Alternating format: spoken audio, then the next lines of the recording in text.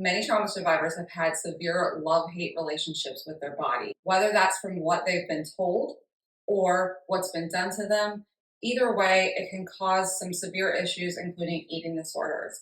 I'm so happy that we have Alyssa here today, my friend, who is going to share her story and also what she's doing now to try to help others that are going through the same. So, Alyssa, thank you so much for being here. Why don't you tell everybody what you do and how your story started to unfold? Yeah, so back in 2021, I was officially, unfortunately, diagnosed with an eating disorder. I was diagnosed with binge eating disorder, which correlates directly, typically, with bulimia. At the time, I was working in a very, and I use the word toxic very lightly and very selectively, but it was a very toxic work environment. I did work in the beauty industry. We know that can be a very cutthroat industry. There's almost like a cookie cutter standard for all employees, for all workers to look the same way, to dress the same way, same body type, just to have this overall image. And for me, I fell victim to that. I allowed my body to undergo some of the worst pain, physically and mentally, that I'd ever experienced. And to this day, uh, what we know about eating disorders are they don't just go away magically. They kind of stick with you for a while. There can be triggers. There can be even holidays can be triggers. One of mine was Thanksgiving.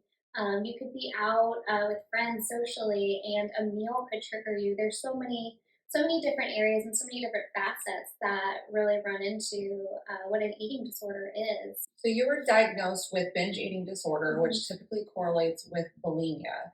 Can you explain some of the feelings that you were going through during those moments, those dark moments Mhm. when you were feeling like you had to take control of your body in this way, which was obviously not the best way, but it was something that made you feel in control? Yeah, so Dana, you nailed it right there. It is typically a control thing. The more research I did on it, and even throughout my own journey, it totally was control. While I was in that workplace, there was so much going on. I started there as an executive assistant to the CEO.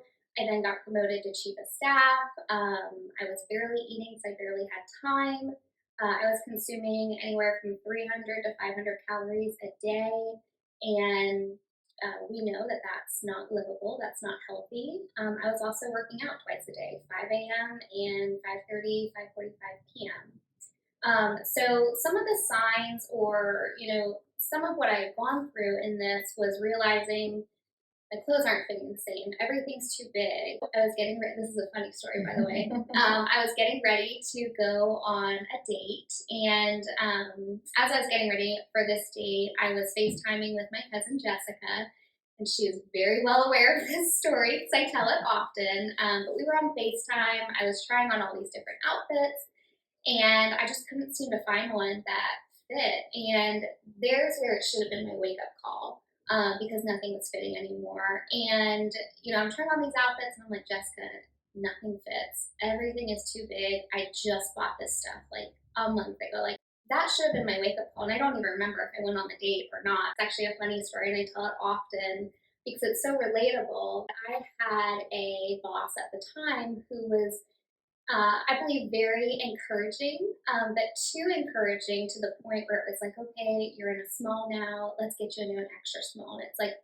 how far was this going to go before my body was like, we can't do this anymore? I ended up having a chronic appendicitis, and that wasn't even taken care of until roughly under a year later, and it could have been detrimental. I think that something that you said that really hit home with me is there is this toxic positivity when it comes Hmm. to weight loss. And I get it. Like, I believe that if someone is working hard and they're doing good and they're getting healthy, it is really okay to say, you know what, you're doing a great job. But then I think what happens sometimes is we put a lot of our value and those comments on what people see. And then, God forbid, you gain weight back. You Hmm. now feel like everybody saw me, everybody's seeing that this is happening. It's a reverse that we put in our heads. Even though people may not say that, we do it to ourselves. How do you think that toxic positivity affected you? Yeah, so toxic positivity is such a real thing, and I do believe that it affected me strongly. It was, it felt good to be encouraged by someone who was a higher up to me, almost like a mentor.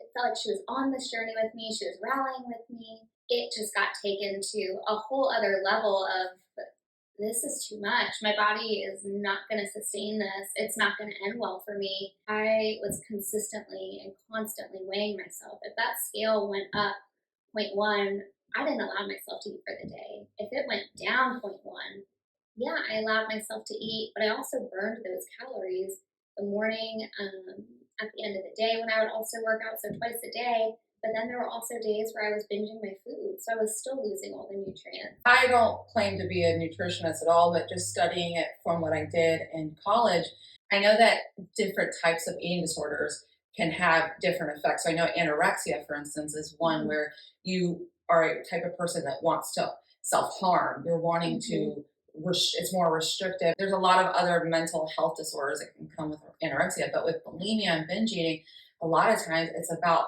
getting that in, getting that reward, feeling like good, good, good. I want to feel good, and then immediately feeling guilty afterwards. Yeah. So I know guilt comes a lot with eating disorders. So even people that can't relate with having an eating disorder may be able to relate with, hey, I have rewarded myself with shopping too much and now I feel guilty. Or I've Yeah. rewarded myself with something and overindulgence. Feel good, regret. Feel good, regret. Yes. Do you feel like you relate with that? Totally. It is 1000% a vicious cycle of, I'm going to reward myself with this, but then I'm going to take it away really fast. Or it is, again, kind of exactly what Dana talked about is it's a control thing. It's being able to be like, yes, I can reward myself with this, but then I also have the power and the control to take it away or do what I want with it, whether it's binging the food or going shopping too much. I am guilty just the same with Amazon packages. Retail therapy. Right. A lot of it, also stems from a very deeper part of me. And it comes from the word enough. Because I have this word tattooed on me for a reason. It comes from a deeper place because I was always feeling like I was never enough. And I know that this can resonate with so many people out there because I hear it often. I have people that subscribe to my blog and want me to answer different topics or talk about, the feelings of enough or not being enough, or they're just not going to equate to this. And what I want to ask you is, what do you feel like you're not enough in? And where are you finding your worth and your value? It's so important and it's so vital to remember that you were created perfectly as you are, just enough. We set these unrealistic standards for ourselves, and they don't exist. That's why they're called unrealistic standards. So many people who have gone through trauma, they have not had control of their circumstances, Mm-hmm. their bodies. Things were taken from them, whether it be their mind or from their body or from their spirits. And so, as we keep talking about control, I think we tend to find ways to have control in our life in whatever way that is. And it could be an eating disorder. But I think once we start to take that turn of finding the root of our problem, I focus so much on with the Trauma Survivor's Guide about the root Yeah. because so much of the behavior we do is a manifestation of the root.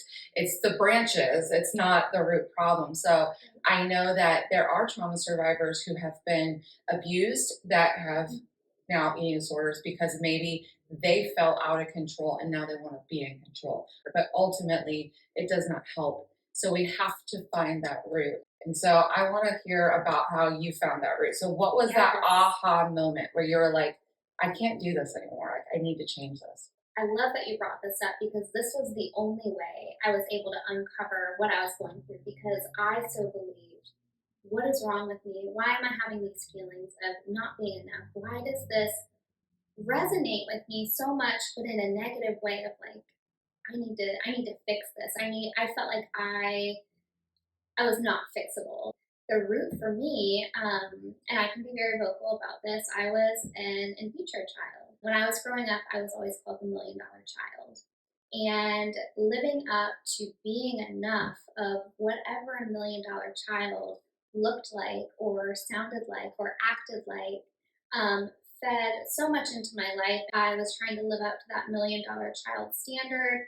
I'm so thankful for my parents. That for me was my root, and it took me years to uncover that. I was very fortunate as I was going through really the peak of my eating disorder to work with so many specialists that did help me to uncover the root. Don't ever put a connotation on yourself that, well, I didn't go through this, so maybe this doesn't matter. Knowing that you have support around you, a community, is huge. And that's something that Dana is really advocating for and providing, to know that you have support, to know that you're not alone, to know that you can be empowered as a survivor. Yes. That's exactly what you say. Thank you for that. That's very sweet. It comes down to the lies that we believe. If we believe a lie and that continues to just fester, it can become its own trauma. Now I want to talk about the happy stuff. Yes. What are you doing with your blog and beyond? A little plug, she is one of our speakers for the Survivor Empowered Women's Conference coming in May. So she will be there to share more. But what are you doing through your blog and through other means to make your impact in the world and to also help people that may be going through the same thing? So the name of the blog, it's called the Unlimited Refills blog. Fun fact, I came up with the name of the blog while I was sitting in Starbucks. It turns out if you sit in Starbucks long enough, they will refill your coffee for you and just continue to do so. Oh. I found that it's just as important to keep your personal cup filled as much as we keep our coffee cup full. I didn't know the impact it was going to make when it, started going viral. I was like, okay, what does viral even mean? And it was countrywide, nationwide, and then it went international. So I did become a nationally recognized blogger, an internationally recognized blogger now, which is very exciting. I've had both men and women reach out to me just for support, for guidance, to ask questions, to, even to just thank me for the information. And if that's how I can impact people, I know that I'm living my purpose. I'm living the purpose that God instilled in me. On the more professional side, I do get to do very cool work with executives. I work with them on both the professional and personal sides of their lives to make sure that nothing ever falls out of equilibrium. Grateful that I get to do that in business. I'm also being mentored by an incredible woman. Her name is Ryan Halo. Yes, we love Ryan. Another speaker at our conference. Yes, I was going to say, yes, she is another speaker at the conference. I feel so blessed to be speaking alongside her, and that we all get to be involved in this really incredible movement that Dana has created and orchestrated. One more question I have. If you could give just a simple word of advice for somebody that's going through an eating disorder right now, what would you say to them to encourage them? The words I would give you is, remember that you are worth more than whatever you are facing. Your life has purpose. You're created on purpose and for a purpose. Olivia Wysocki says that, and she just said it at her Created conference. Another speaker. Another speaker. This was not intended to be a plug for everything, but it just happened. So. No, but I had just gone to church yesterday, and she had said that, and I was like, yeah, but it's so true. You were created on purpose and for a purpose. It can take some time to really believe this, but really believe that you are enough, even in the darkest times, even when you don't see the light at the end of the tunnel. I've dealt with that more times than I can count just this year, and we're only in the middle of February. So even if you don't see the light at the end of the tunnel, I promise it's there. I promise you'll get through it. And as long as you have community, as long as you have a support system, and even if you don't, you can find community, you can find support. Reach out to us. This is why we're here to support you on your walk. Thank you, Alyssa, for sharing your story. I know that can be hard to, go back in time and relive some of that stuff, but it's going to help so many people. And if you are going through an eating disorder, please reach out to Alyssa, reach out to the Trauma Survivors Guide. Whatever you have to do, even if it's reaching out to your local community, please talk to somebody, because this is something that could be a serious life or death issue. Yes. And we definitely don't want anyone to be unsafe or have any health issues. So please reach out. And again, you are enough and you are loved.